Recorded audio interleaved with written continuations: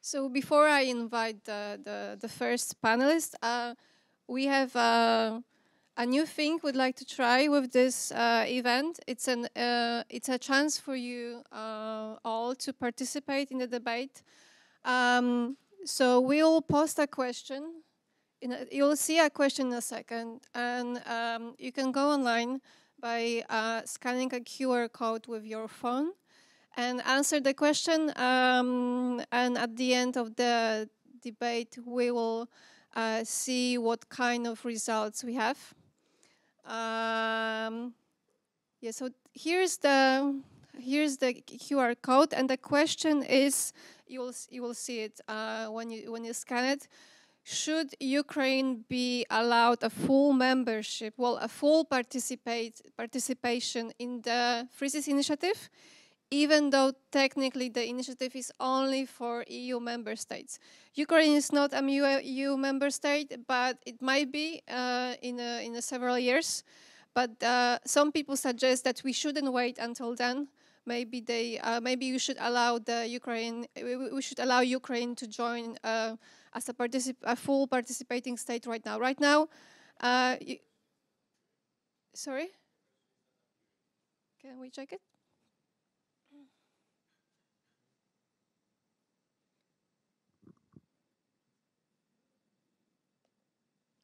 Yeah, can you see? Yeah, can we see the question? Can you see the question? Sure. So we will review the results later, but so you'll be able to vote throughout the debate. Just take a screenshot, take a photo of this QR code for later if you don't vote now. So just a reminder, Ukraine is already involved in the Free Seas Initiative, although only as a participating partner. All right, so right now I'd like to invite the panelists for the first debate. Maciej Kubicki from the Chancellery of the President of Poland.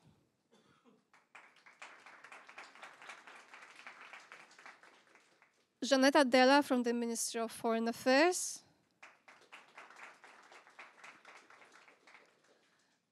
Dr. Lyubov Żarowa from the Ukrainian American Concordia University. And Michali Rosący-Kovács from Nézapont Institute in Hungary. Okay, can we switch to? Yeah.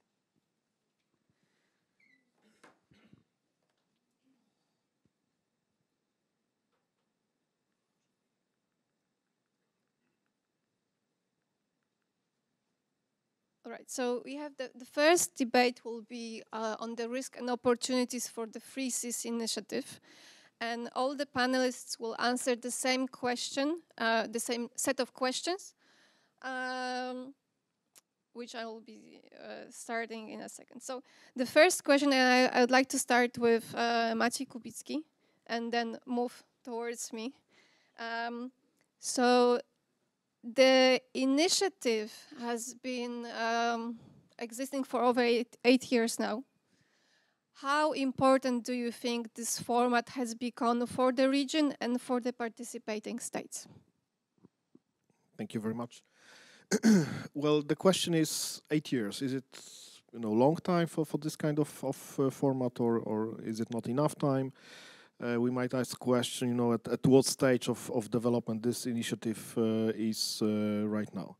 So first, I will start with maybe a bold statement, but I think that it is really, if we talk about this sort of format, it is one of the most ambitious formats that has ever been created in our part of Europe, because it involves 13 states at this moment. It involves 120 million people.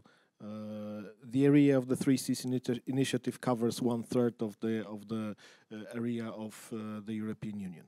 So these are very important facts that we should remember, and as we can all imagine, it is not easy to create such format. Well, maybe I'll start also with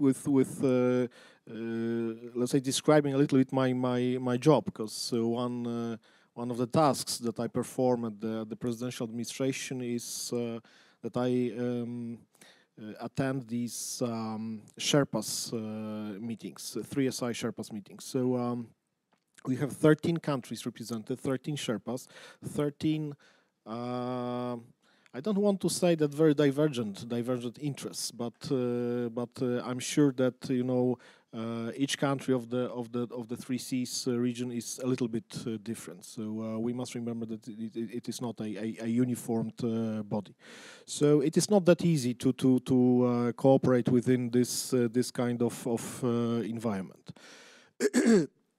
But what has been achieved so far here? I think that the most important stuff is that we have a kind of shift in the paradigm that has been present here for many years, and we observe that this shift is a positive shift. So for sure, those countries started to think, or the political class of these countries started to think in a bit different way than it used to be in the past. So instead of focusing on these east-west connections, we started talking about north-south connections, north-south axis connectivity, our interest in this setup. This has not been really present in the public debate in the past, so definitely this is a very positive change. What else? I think, what's also very important is that we observe a kind of, let's say, boosting self-esteem of these countries, and the feeling of the subjectivity of those countries. So we believe now that within this club we have enough power to represent our interests in the best possible way. What else? I'm sure that this platform has allowed us to vocalize the interests of the region in a better way, and I trust that with time flow, when this initiative develops, we'll have even stronger voice of the region, especially in Brussels. So yeah, basically that is really what I would like to say in this point.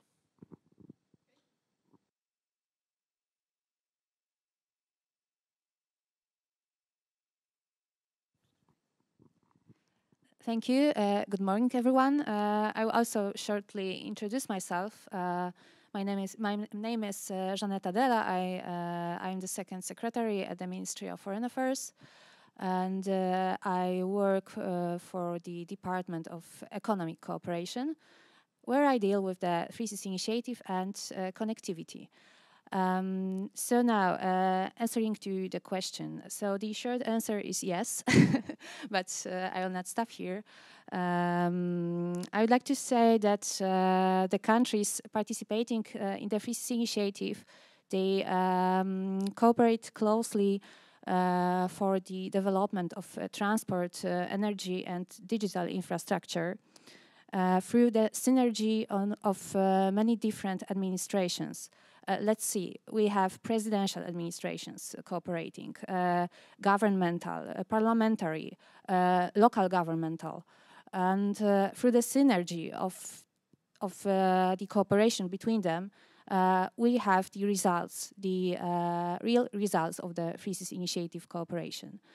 Moreover, we have also very strong economic dimension, which is underlined by the business forums that take place annually.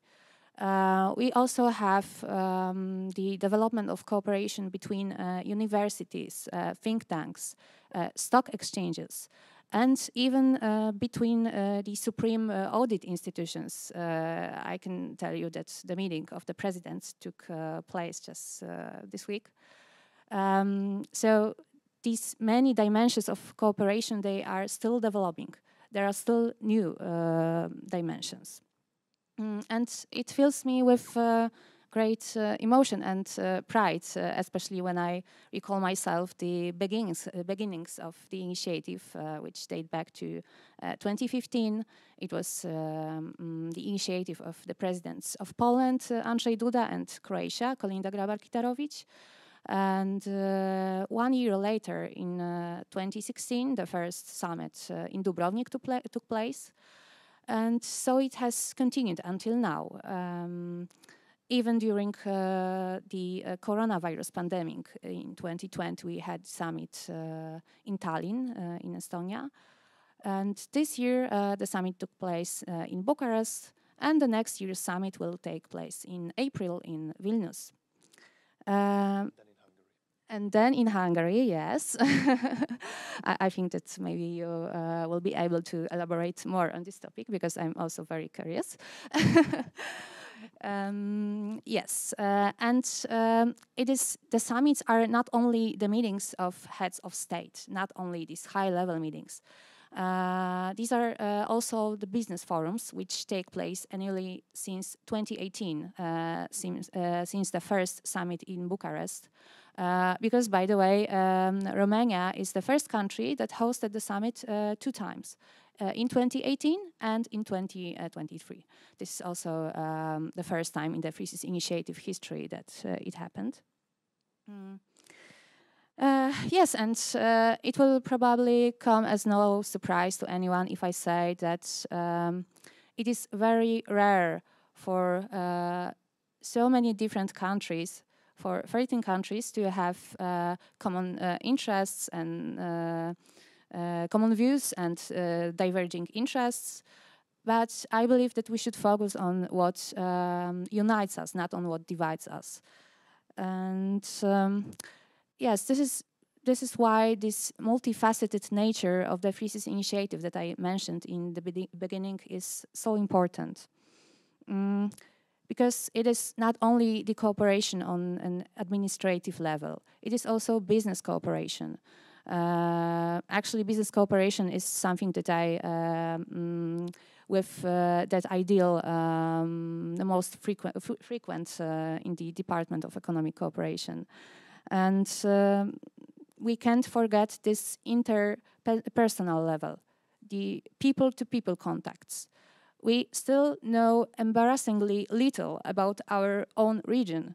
We know a lot about the Western Europe, about the US, but what do we really know about Hungary or I don't know, Slovakia? We should definitely get to know each other much better.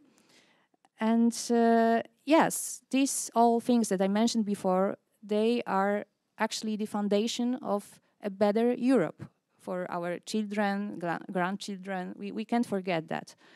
And yeah, as we will probably talk later about these real results of the Free Cities Initiative cooperation, because there are many fruits that we can list even now. Dziękuję bardzo. Welcome everyone. Bardzo serdecznie witam polskich przyjaciół and innych przyjaciół and other friends. It's always a pleasure to be involved in the projects and events of Instytut Nowej Europy.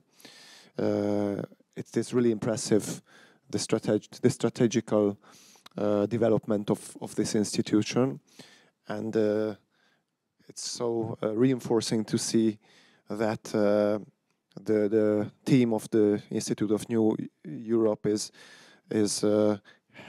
has a clear vision, but not only a vision but a strategy, and step by step, year by year, the institute is developing, and also this conference is a beautiful proof of it.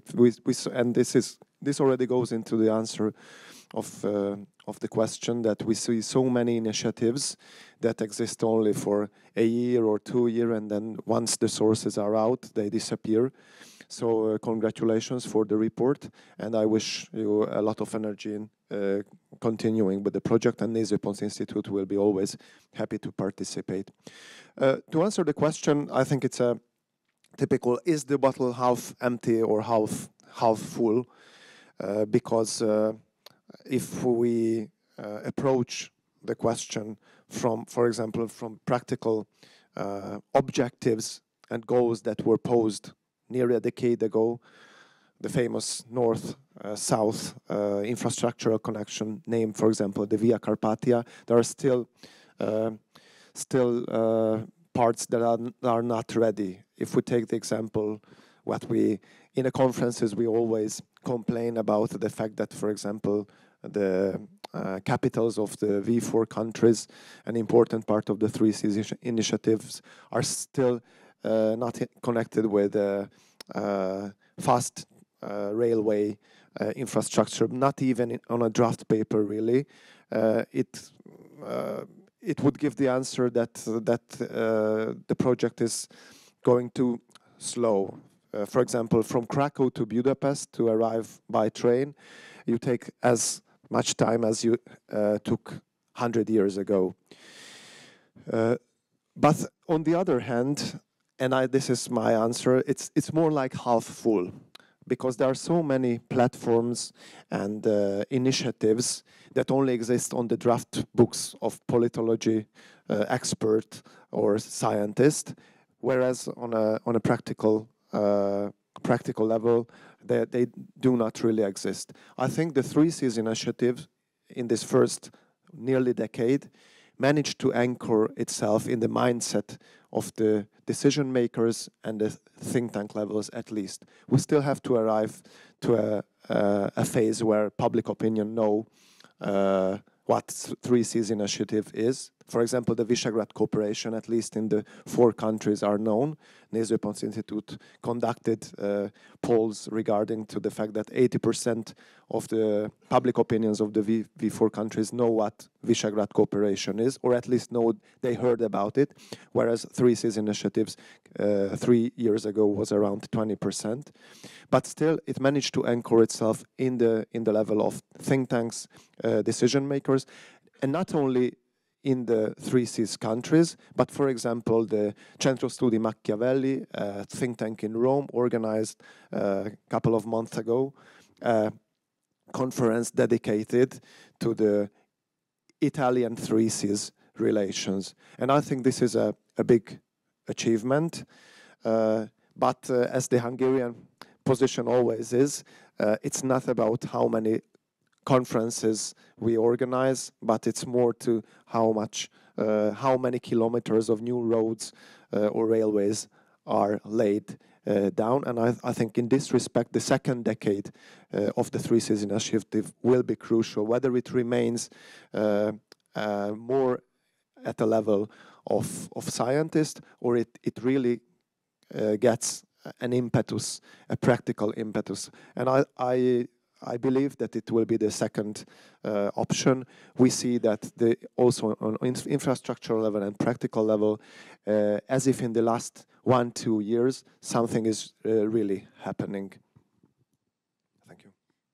Okay, thank you. And I also want to say that it's really joy to be part of this meeting and join the visionaries, the Institute Nova Europa, and in continuation of all this, from maybe a little bit of my position from like Ukraine and Poland, and as soon as I am the economist, it's also make some actions. Coming back to what the one Mr. Kubicki said in the beginning, so is it 8 years? It's long or short period of time. Actually, the annexation of Crimea started in 2014. That means that 8 years, it's really a long way to go, and I think it's a really good result. It's so long initiative, it's still continue, and I think that in our fragile world. It's not even a question if it's like half full or half empty.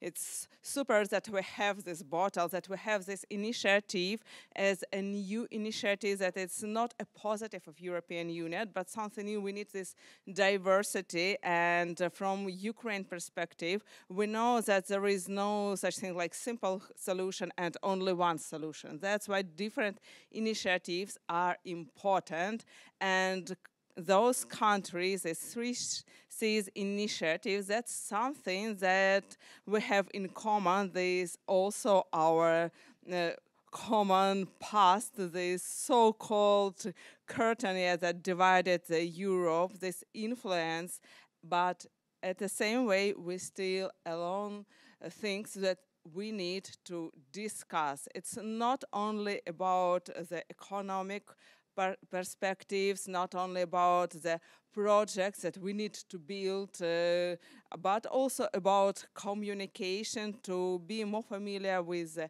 culture, with the ideas, because actually for a long period of time, we thinking about ourselves, about different countries, like Ukraine's about Poland, Czech, and that's like about some patterns, yeah. And we're still thinking actually about ourselves and our neighbors and some patterns. And this initiative is just perfect starting point to know each one better and build new ideas, think tanks, new roads, also based on these common things that we can find out. I think that there is nothing to add because a lot of right things have been said already. Thank you. So starting again with Maciej Kubicki. So basically everyone mentioned that a lot of is happening in the initiative.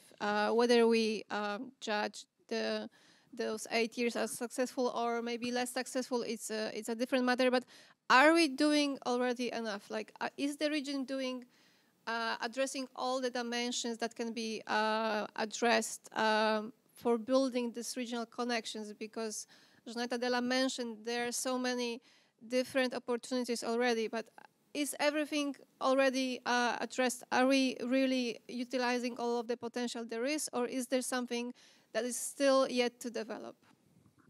Well, definitely we are not using the full potential, and that's for sure. And I regret that I have to say this, but that's the reality. I think we have certain constraints, and from my point, just one remark here, that I'm not representing the official point of the presidential administration. I'm rather talking as an expert, expressing my own private opinions based on what I do on this subject for the couple of years. So I think that the main constraint here is certain institutional weakness. And I'm not talking here only about the fact that we don't have any technical body like technical secretariat, trying to coordinate the work of the 3Cs initiative. But if we look at how 3SI countries operate, we can see that, for example, in Poland, we are in a very favorable position, or at least until now, we have been in a very favorable position, because we operate here in this triangle. So we have the presidential administration and the 3SI secretariat, which is managed by me at the chancellery of the president. So we are like a political cap for all 3SI related projects and initiatives within the 3SI.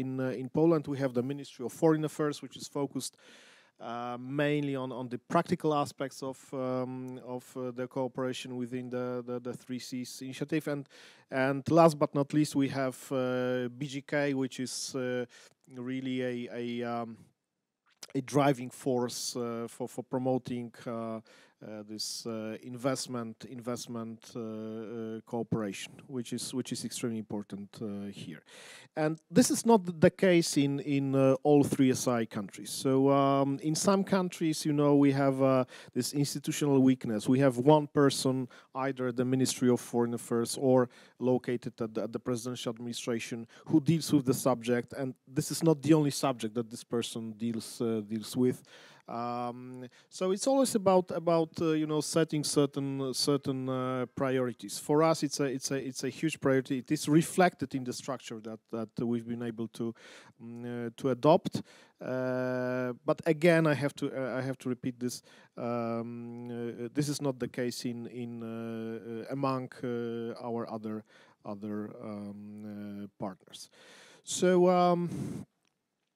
We have to when talking about the projects, so we have to remember that until now, not a single 3SI priority project has been completed in full. So we see that there is progress, you know, in some fields, but the fact is that still there is lots to be done. I'm talking about the transportation sector right now, because there have been some projects in energy sector that have been completed. So we have very ambitious projects like Via Carpathia, like Rail Baltica, Rail to Sea, but they still have not reached the phase of full operationality.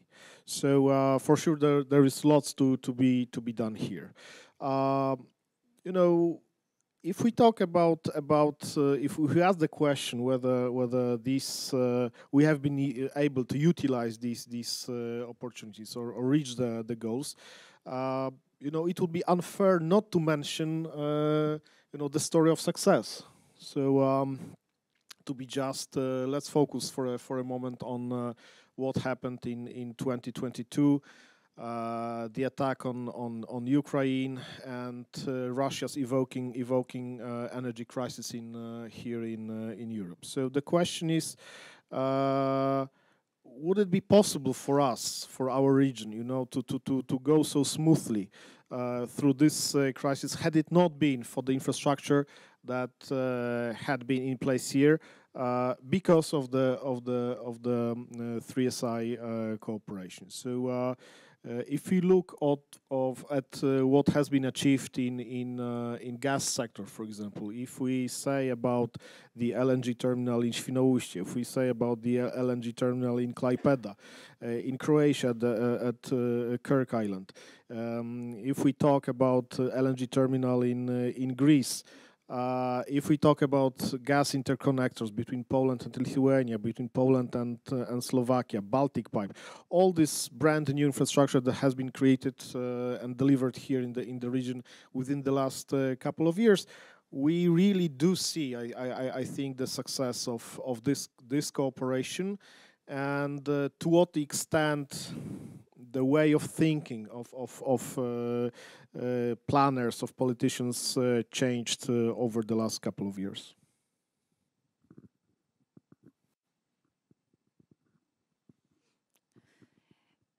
I will start on a more positive note.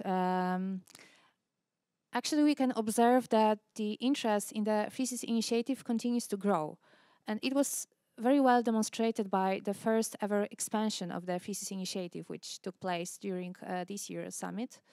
Greece was welcomed as the 13th member, and while Moldova was granted a status of an associated participating state. And it is the same status that Ukraine obtained last year during the summit in Riga.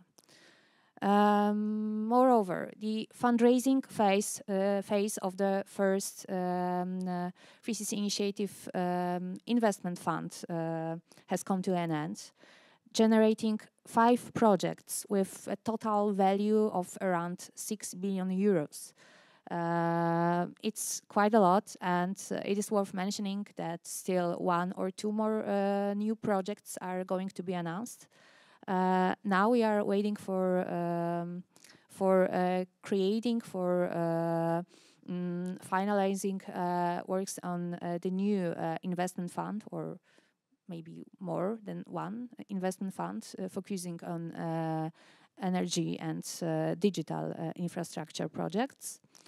And I would also like to mention examples of the projects. The first one is the purchase of a stake in an Austrian company dealing with renewable energy production systems. And the second one is also the purchase of a stake in a major port operator in Port Burgas in Bulgaria. And another thing is, of course, our business cooperation that is still developing dynamically. And it is well demonstrated by the Free Seas Business Development Association that was initiated this year.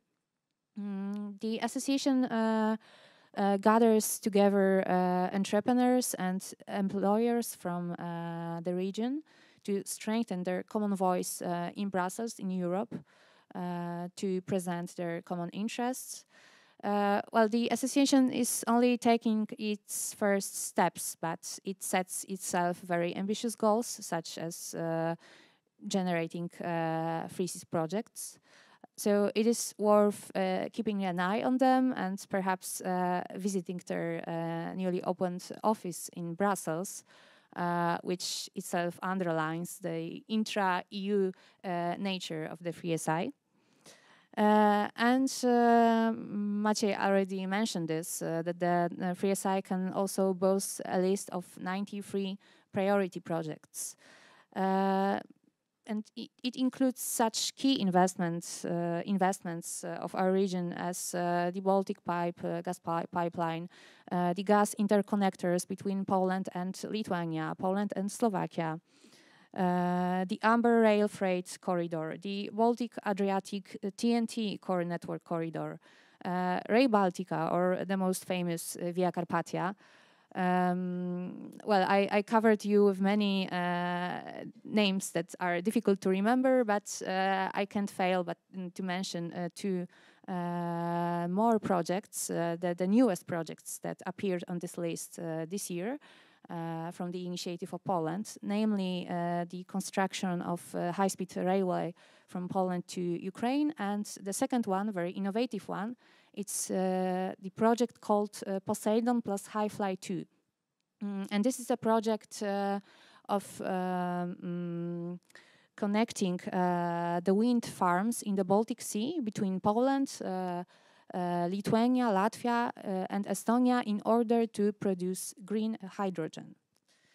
So it is clear that we have achieved a lot, but there is still a lot to do.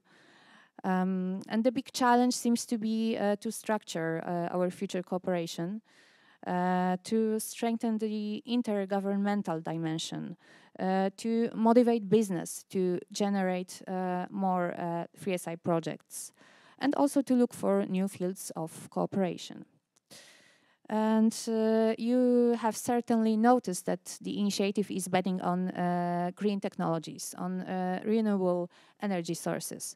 Yeah, it is very important because there is no doubt that our future should be these green technologies, such as hydrogen, such as solar, nuclear energy, wind farms, also digitization of the region, cybersecurity, the galloping development of artificial intelligence.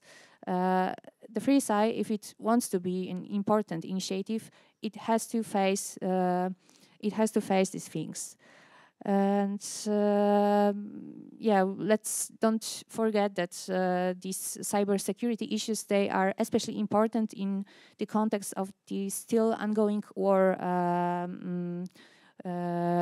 between Russia and Ukraine across our eastern border.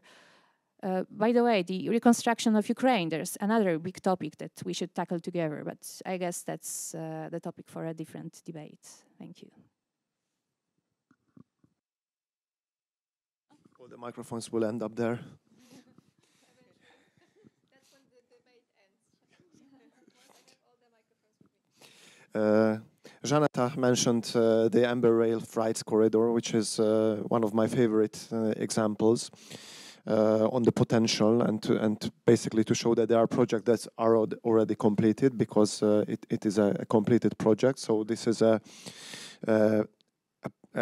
project initiated by Poland, involving Slovenia, Hungary, Slovakia, and Poland, and it connects the Adriatic port and offers a rail freight connection to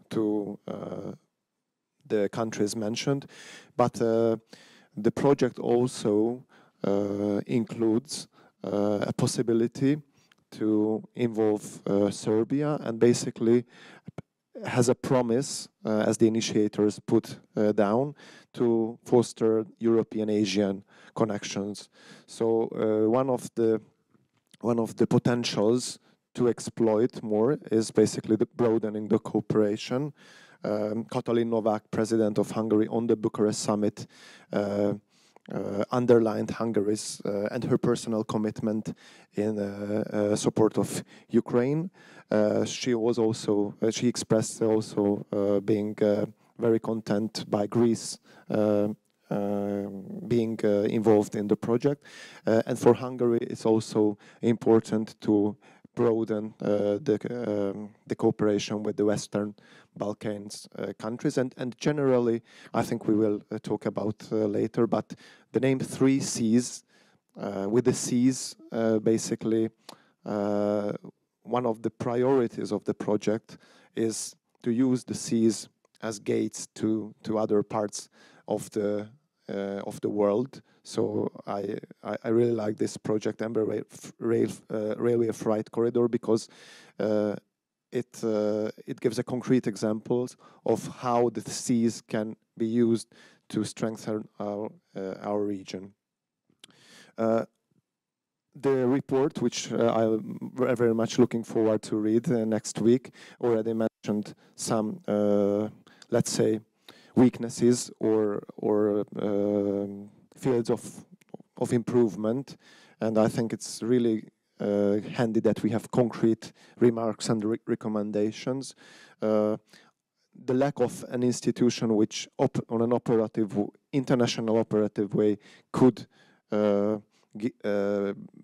bring along and move forward the concrete projects is really something that we should think about. Hungary, when the Three Seas initiative was launched, Hungary immediately offered or suggested that the secretariat should be founded, and offered that due to its geographical position, Budapest could be a good position. But anyway, so this is a good example where we could enhance and exploit the potentials. And if we managed already the partners, my personal dear opportunity would be the involvement of Italy, because if the third or first or second, name it, from the country is the Adriatic, basically without Italy it's hard to exploit the full potential of the Adriatic. There are already projects that involve Italy as an external partner, for example the Hungarian Slovenian Italian energy corridor, but I think there is much more to the potentials of Italy being part of the Three Seas initiative. Oh, yeah. We should check it. Okay, thanks. Actually, it's like in continuation that if we're talking about the seas, it's always like a gate, it's about trade, about economic development, and that's mean it also about the infrastructure. And here, again, we have this point with Ukraine that we should develop the infrastructure that every time in these new realities that won't be changed in the nearest future, the transportations from Ukraine to the rest of the world will be the issue. And actually here, these three IC initiatives can really help it not to put it into the complete disaster that start with some problem with transportation and finished with political problems that then afterwards spreading in some interpersonal communication. So that's really a possibility, not only for development, but also for like safe, good relations between the countries. Because if we don't have the problems with transportation of goods and services, it's not only about like comfort and economic development. Yeah, that's something that for now we know like 100%. And if we're talking about future possibilities, or should we take all our chances, as soon as we continue to talk that we need new members, we can make our projects more complex. Italy, Ukraine also, I'm interested in the results there, really, like, I'm not voting, but I know actually I'm part of the part, I know for what I'm going to vote. That's the possibility for further development, and I think as we still continue to talk about this sustainability, independence connected also now with energy independence, like the essential part. And after 24th of February, we know that blackmailed with their access to the energy, it's really an issue not only in geopolitical place, but only something that affected everyday life. So I think that's Three Seasons initiative can really create new solutions, and as soon as it's smaller cooperation, it's smaller initiatives and European Union itself, it's more flexible, and that means that there is an opportunity to develop and test new initiatives, build new infrastructure much more faster, and be much more precise in this solution. That if we will talking about some initiatives on their like bigger scale, like European Union, that's, I think that 3Cs initiative really have a great potential. Okay. I have kept one to myself. So this will be the last question before we hopefully have some time to for the questions from the audience. Michali already started mentioning that. So the initiative is basically aimed inwards because it's about solving some regional issues, but at the same time, because of the 3Cs being the gateways, it's also aimed outwards. So how can the initiative connect with international and global initiative and groups and maybe other partners to maximize its impact? And starting again with Maciej Kubicki. Thank you. This is quite an interesting question because, frankly speaking, this issue has never been put as a part of the debate within the 3Cs initiative, at least in the formats that I know. So obviously there's certain platforms of collaboration, certain initiatives that really comply with the goals and strategies of the 3Cs initiative. It is worth mentioning here for sure a global gateway, which even if you read the description of the of this project, you will see that the aims are exactly the same as the 3Cs initiative. We have Blue Dot Network, which is a project that relates to Build Back Better World, and this also has a lot of common with the main assumptions, the foundations of the 3Cs initiative. We have a very interesting project which is called IMEC. It is the India, Middle East, Europe Economic Corridor. And obviously, we could look for some synergies here, but from my point of view, as from the point of view of somebody that deals with the 3Cs initiative on a daily basis and is involved in all the aspects of this collaboration. This kind of debate at this moment does not have really much sense, because to me it appears only as a kind of academic question, not really related to the reality. And the reality is that we don't have this institutional capability to check all these possible synergies and common areas.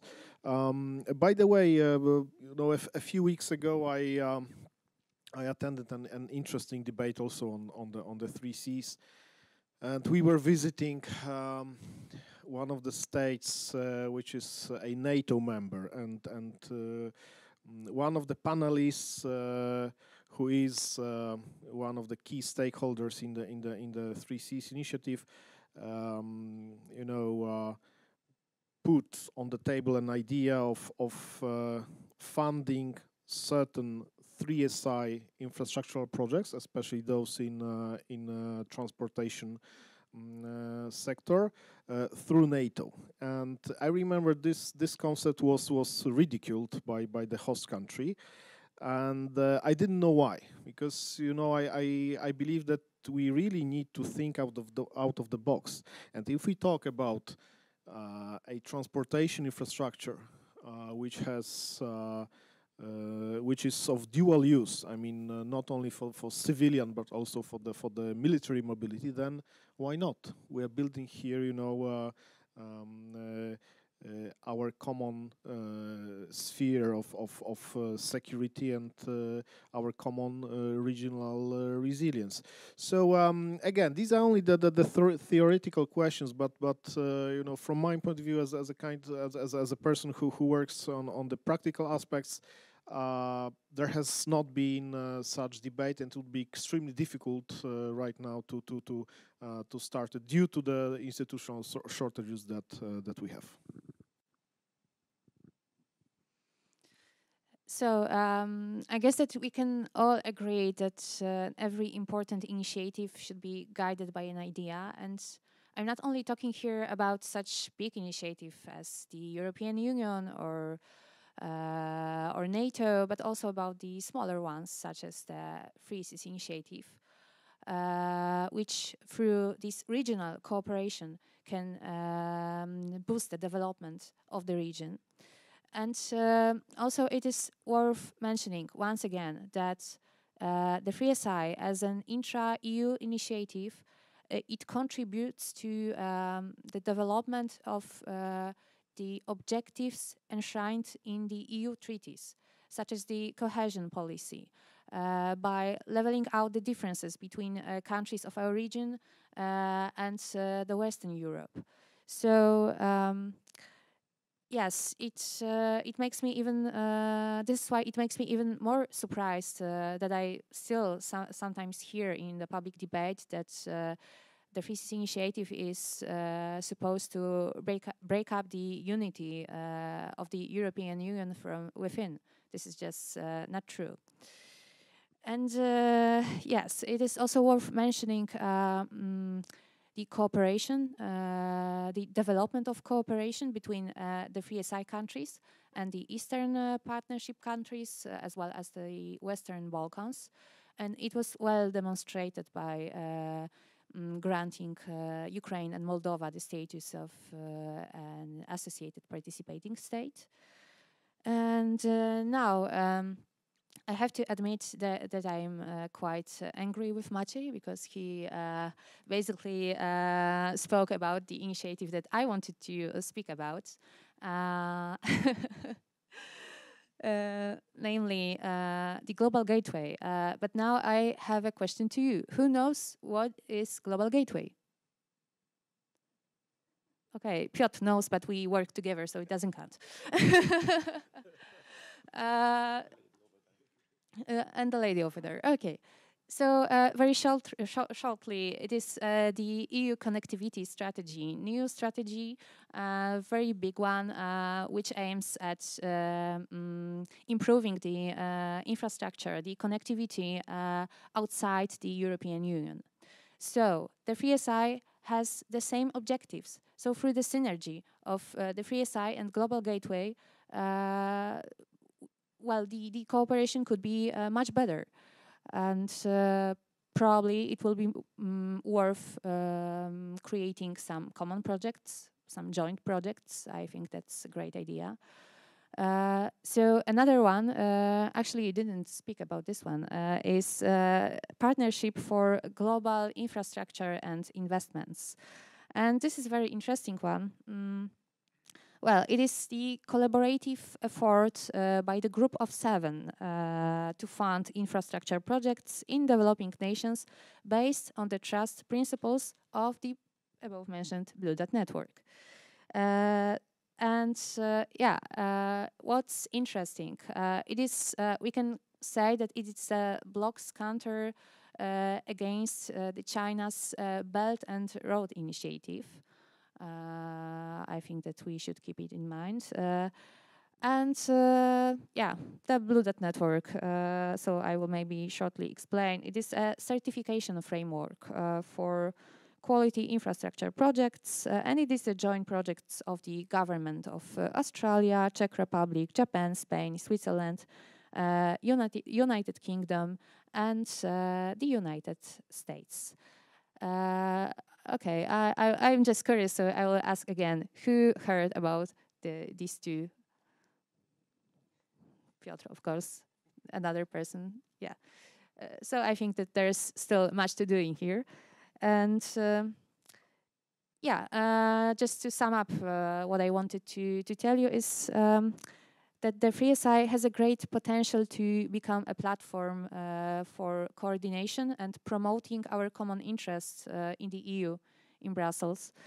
And I'm talking here about such important EU policies as the common market, industrial policy, transport policy, climate, hydrogen, digital, cybersecurity. There are really many of them, and still a lot of work to do.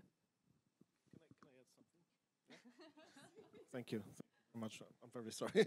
Just a very short issue, because Żaneta mentioned the Belt and Road Initiative. Is there anybody from Chinese embassy here in this room? No. Okay, so I want to make it clear that the 3Cs initiative has never meant, to be a competition for Belt and Road Initiative. But if you observe the initiative and what's happening around it, you will see that recently we have had pretty interesting two developments. One was the accession of Greece to the 3Cs initiative, and Greece actually was one of the countries in the EU which was the main recipient of the goodies that this Chinese project offered. So the question is, why they are joining the 3Cs initiative. Maybe there is a kind of disappointment. I don't know. I mean, related to the Chinese investments.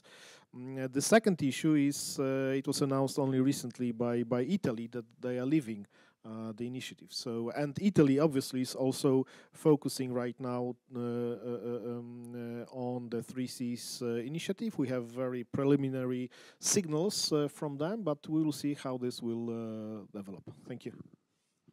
Yeah. Contrary to Żaneta, I'm not angry with Maciej because the security, then the potential within the security field is very important. And it comes together with the question. As you might know, in the Hungarian foreign policy, connectivity is a key priority. We also talked 1 year ago that the Hungarian perception is that if this region becomes a periphery, and then there are walls created between civilizations, then this will lead to deterioration of the region. Whereas if the region is connecting civilization, it can reap the fruits of being the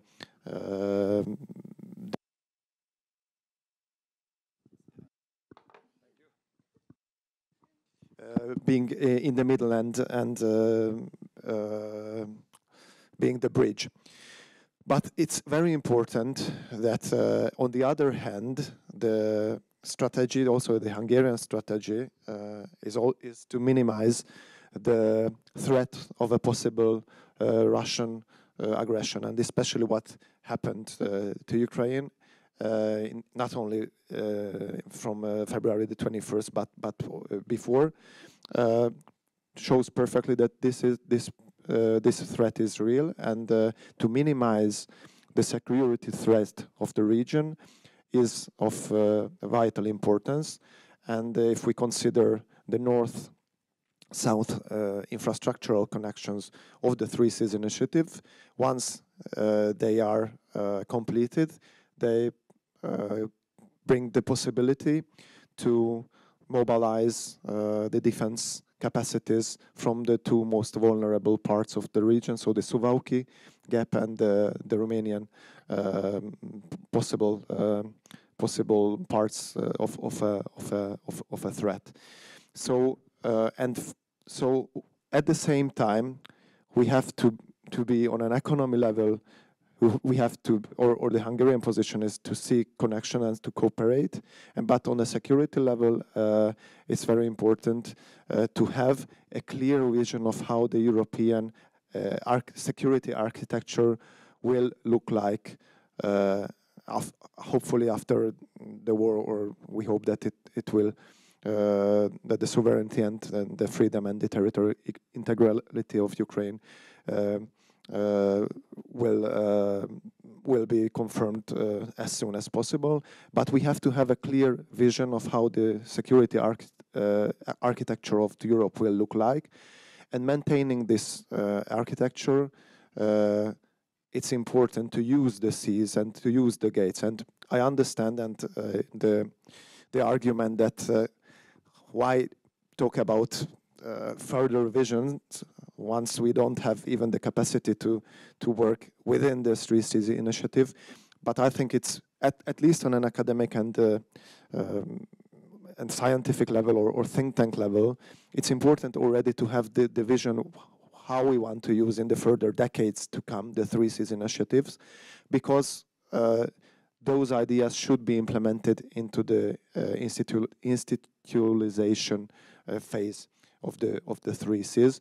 So, and I think there is no argument between us, because you being on the practical level, obviously you have to focus on making the current and the realities of the present work better or more efficiently. But it's still important to have the vision how we can exploit on a global level the Three Seas Initiative. Thanks. Again, so as Ukraine going the last, but I try to maybe add maybe new, but at least make some points. And firstly, coming back to these One Belt and Three initiatives, and again from the perspectives of Ukrainian reality, it's extremely important to have different scenarios, to have different options. And in this case, like Three Seas initiatives, yes, maybe it's not as scaled as One Belt, but as alternative, it's about security. When we have from what we can choose, it's always about security. And now we all know that it's important. That's why I think there's all these Three Seas initiatives and possibility to be included in these initiatives or cooperate or just join some programs and projects. It's important. It's about creating new alternatives for the development. And coming back maybe and a little bit down to this institutional level, we cannot avoid it. To start with, actually, in Ukraine, for a long time, these Three Seas initiatives was like underestimated, as I can say again, as an expert, not representative of the Ukrainian government, but that's my personal point of view and beliefs, and there was not enough actually advocacy of this project, also because it was like the first you should be the member of EU, and then we will talk about this joining these initiatives. But now when these processes actually incentivize and Ukraine and understands that we can join, not even as a member, but at least join the initiatives. Now there are a lot of activities and ideas how it could be on the local level.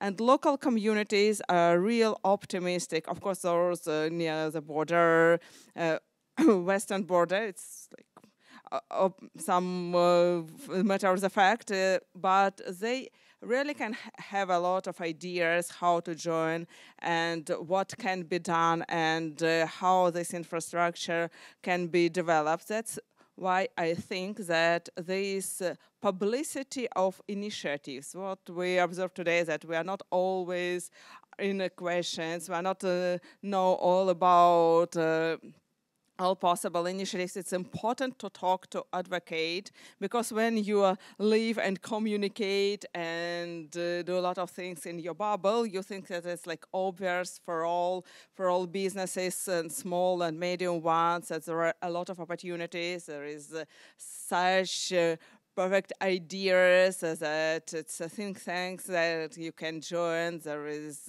some other opportunities. It actually does not. And that's, I think that it's important, and also from the perspective of Ukraine, to talk more about this. And this report, I believe that it should be translated also in Ukrainian to stress the importance of these initiatives, and also to make it loud that this existed, not only narrow community connected with this, but to make it more obvious also for small and medium businesses, because I believe that it's very important. And again, from the perspective and very practical point of view from Ukraine, this is where we start all our changes, from these small and medium enterprises and small businesses that really initiates big changes. I think that I answered the question, at least. Thank you. So yeah, indeed, we have some time to answer the questions from the audience, if there are any volunteers. Yes, Evelina, can we take? Oh yes, can you take one of the microphones and hand it over there, the gentleman over there? And I think 2 to 3 questions we have, and then we'll look at the results of the poll we started before the debate, and we'll see. So, if you could just introduce yourself briefly and then ask the question. Sure. My name is Todd Wood. I'm from CDM News in the U.S., and thank you for this conference. It's a lot of very good insight into the region. I have a question. Your focus is on economics, but I also heard about green energy. In the U.S., we have a big problem with this type of energy, renewables, only being worked about 40% of the time. There's a big economic or environmental damage. It's just not reliable. You've seen that in Germany with their manufacturing being destroyed. In the UK, we're having blackouts across the US in Texas and Los Angeles in the Northeast. What is the 3C's focus on energy? I mean, because I think it's a national security issue for you. That's my question. Thank you. Yeah. Just go ahead and answer. Then I will start. Thanks for this question. Actually, there is no common agenda, common 3SI agenda on energy issues. In the context that you mentioned, what is for sure is that in this part of Europe, energy is not a commodity. It's not just a commodity. It's something more. It has always been about sovereignty. So we look at energy issues in a different way. And I mentioned at the beginning that the 3SI countries differ very much in certain aspects. So it's also the case with energy. So among the 3SI countries, you will find states that already have nuclear energy within their energy mix. You will find countries like Poland, which have nuclear ambitions in the context of the civil use of nuclear energy. And we are doing our best to accommodate these nuclear projects. In terms of renewables, it is obvious that we need to have a big share of this kind of energy in our energy mix. But this is not really something that comes on the first place as an ideological issue. Okay, so we are coming here, as very on the very practical ground.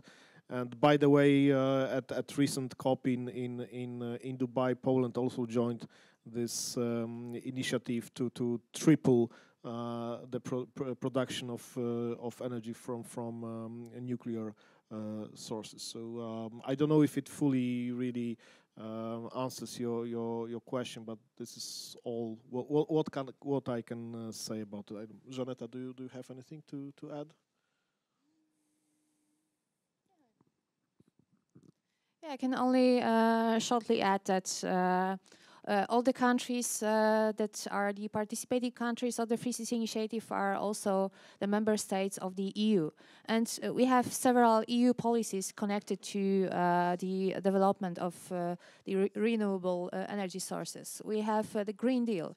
We have to change our security sorry, our energy mix and yeah, this is why I mentioned about the security, because this is really the security issue. We've already invested a lot in our energy security, and this is why now at least Poland can tell that we are almost 100%. We don't have to import anything from Russia. And it was the case before the war. And as Maciej mentioned, this is really the security issue for us.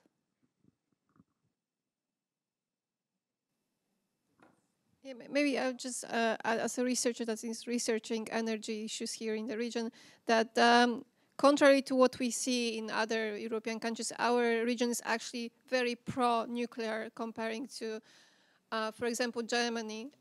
We are investing in renewables a lot, but since it's mostly the strongest renewable part is coming from the from water, so it's not that dependent and prone to blackouts as solar, for example, and wind.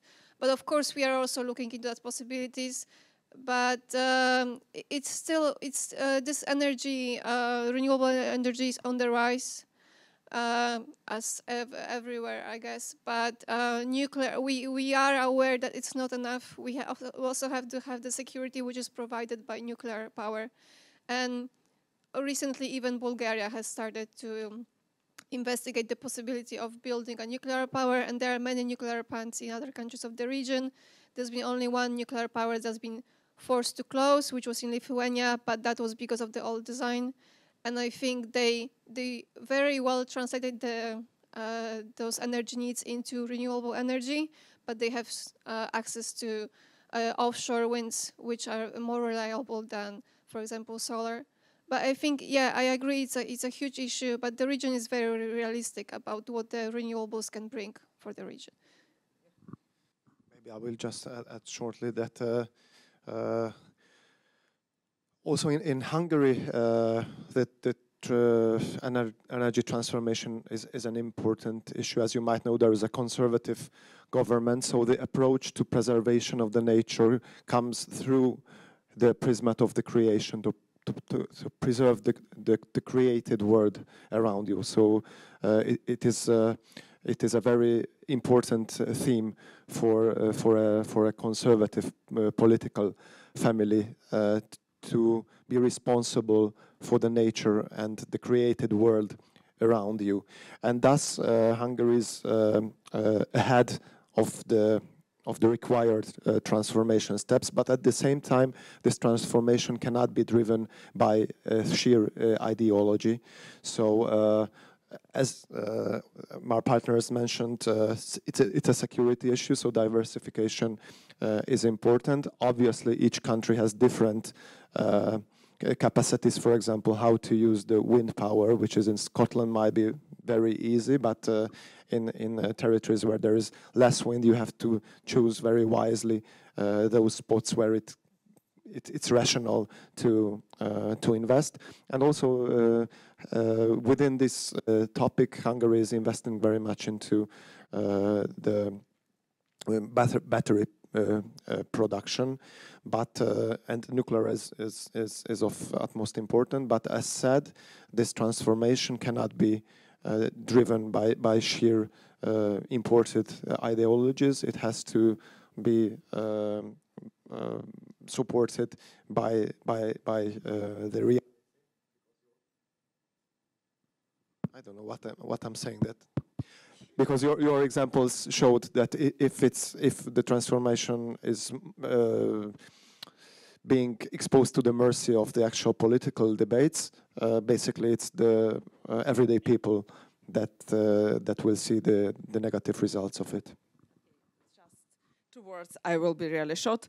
I know we are out of time. That's like now nobody doubts that it's about security and diversity, but actually we compiled a really huge research that I was a part of it in Ukraine before the war, and the main issue is stability of the system. So that's a clue. And for now, unfortunately, there is no possibility to make this system, energy system, stable only due to renewables. And that's the issue. So that's why we have all these problems. Okay, that's all. Thank you. Sorry, we don't really have the time for the next questions because I would like to go back to the poll, but there will be time during the lunch so we can approach all the panelists and discuss more. So now I'd like to see if I can see the results. Just give me a second.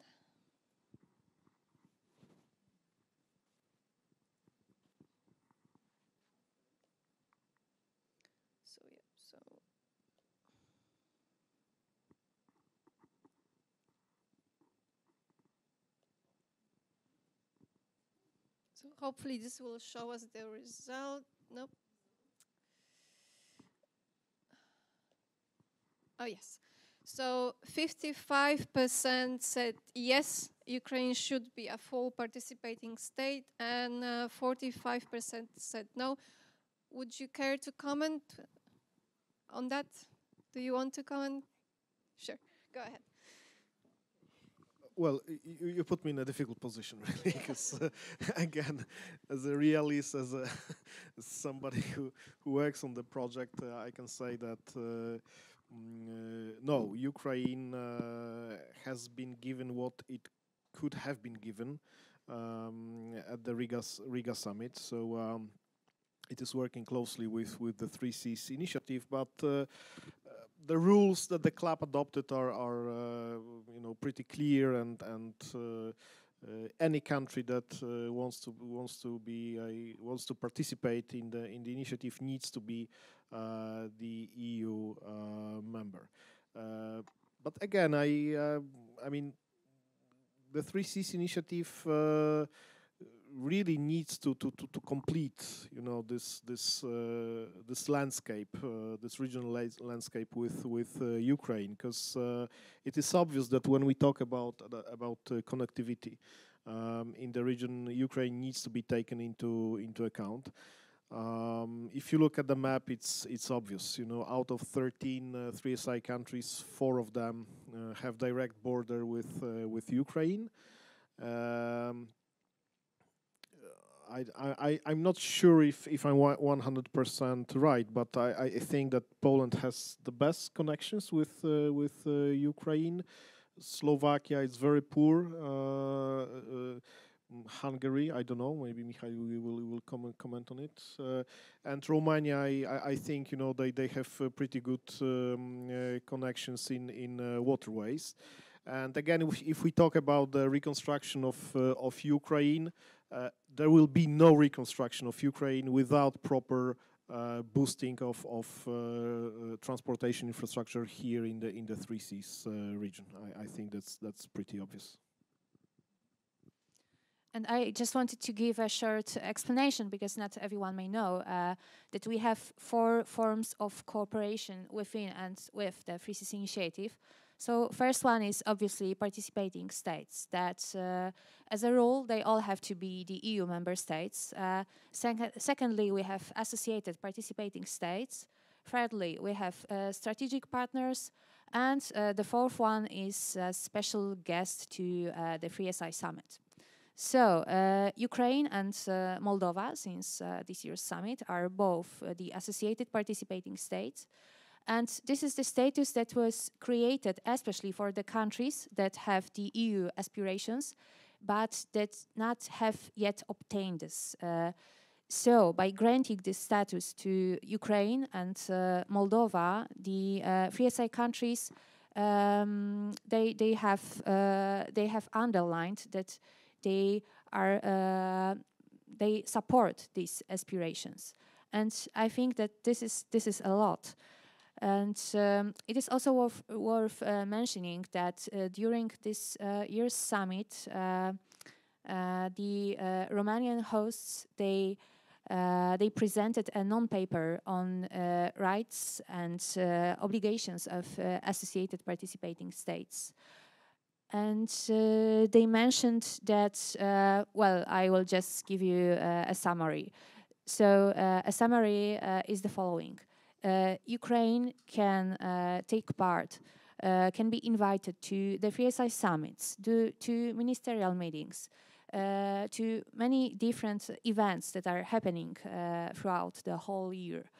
And, but they can't vote.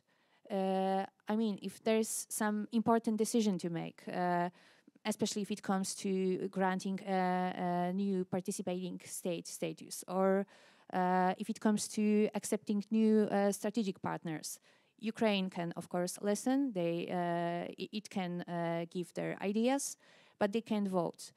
Yeah, but I guess that's still quite a lot. But if Ukraine really wants to be more engaged in the initiative, first thing is to initiate talks on these topics with Lithuanian side. Because it is said that the country that hosts the unofficial presidency, it can bring these topics during the Sherpas meetings. These are actually the meetings that Maciej takes part in from the Polish side. And such decision has to come by consensus. All the participating countries, all countries have to agree. So if we have at least one country that says no, sorry, I disagree, we can do that.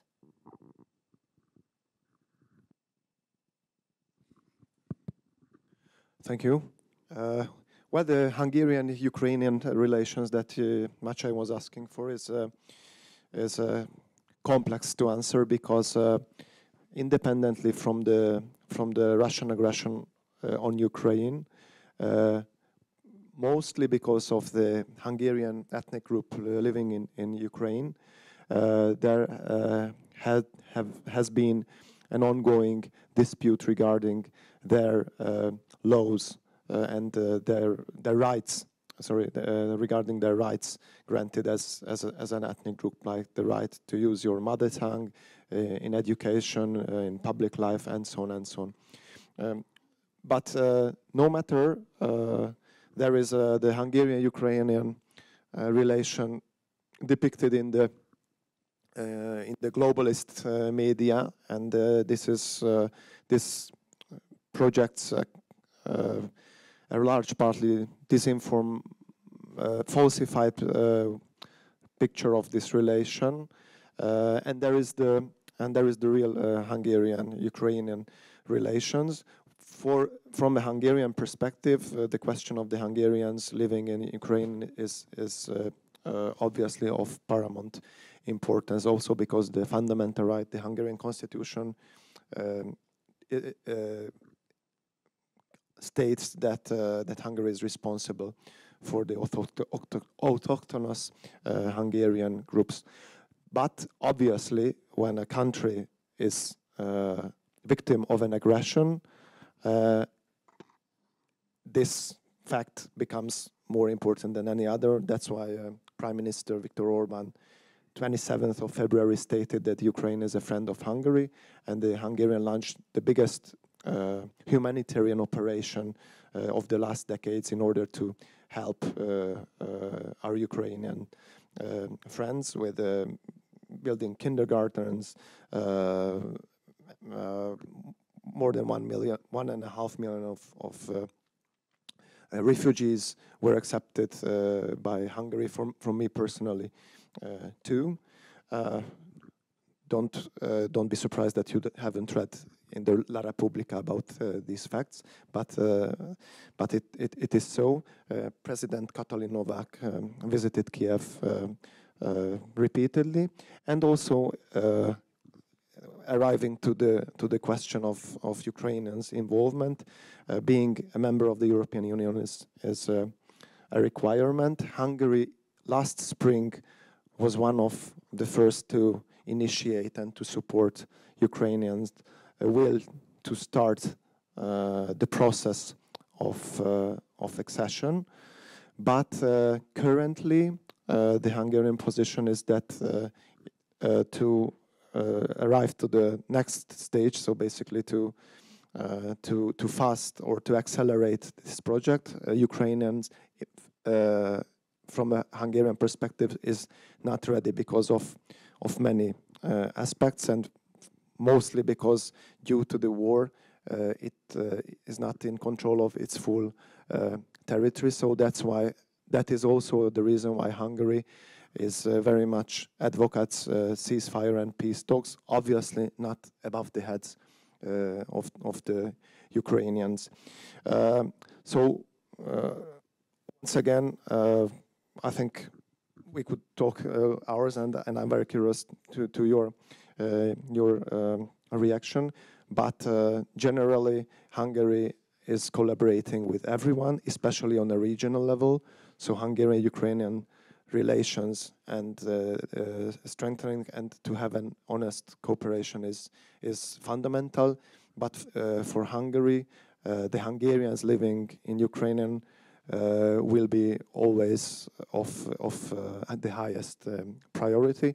But the Hungarian hope is that this issue can be solved, also because the EU membership requires that the countries adhere to the general European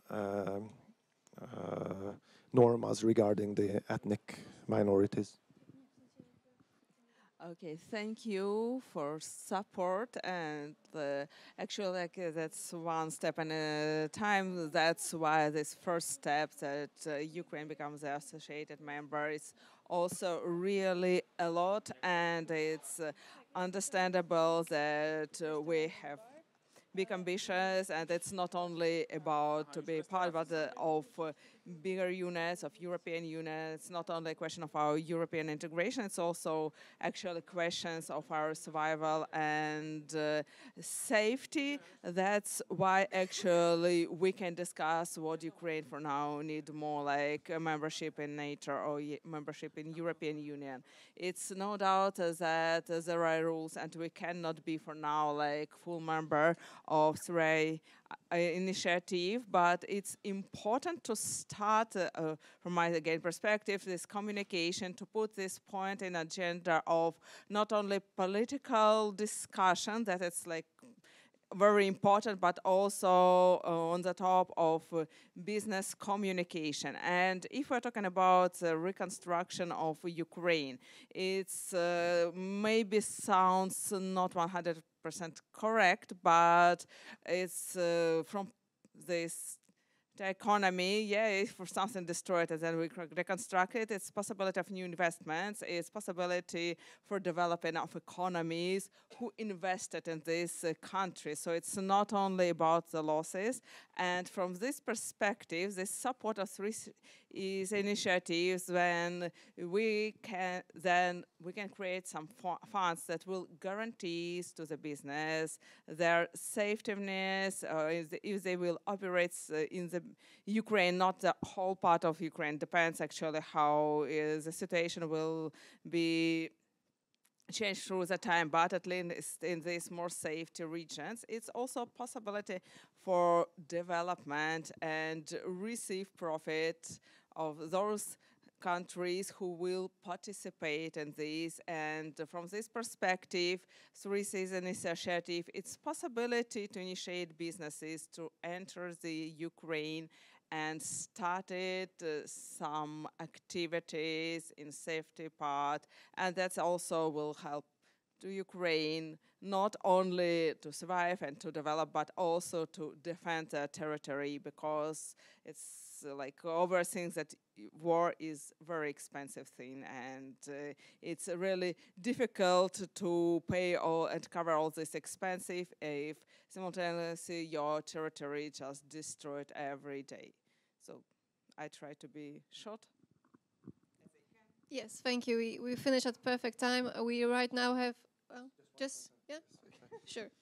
Just under Also 1 because minute. yes, also so it's really fundamental, and that's what Prime Minister Viktor Orban wrote in his letter to Charles Michel, to have a clear vision about Europe's security architecture I mentioned before, because once Europe has its clear vision how it will look like, it will also enhance into putting the question of Ukraine's membership within this architecture. Thank you. So right now we have 1 hour time to eat some lunch. The lunch is served outside, and we meet in 1 hour for the second debate. Thank you very much, and thank you for participating in our poll.